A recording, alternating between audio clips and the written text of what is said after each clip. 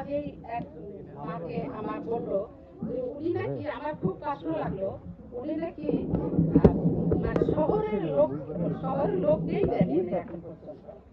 বললো যে শহরের লোক আপনি আসছেন, আপনাকে দেখার জন্য আসছেন। তাহলে কোথায় আমাদের ওনাদের চিন্তা ভাবনাটা তাহলে কোথায়? শহরের জীবন কি সেটাই ওনারা জানে না।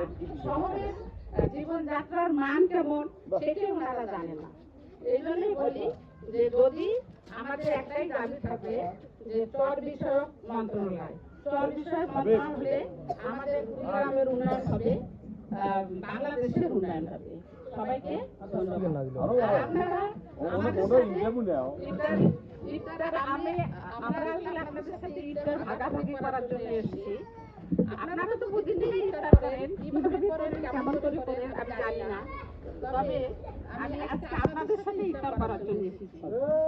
আপনারা আপনাদের সাথে আমার জন্য দোয়া করবেন। আপনারা সবাই ভালো থাকবেন। সবাইকে ধন্যবাদ।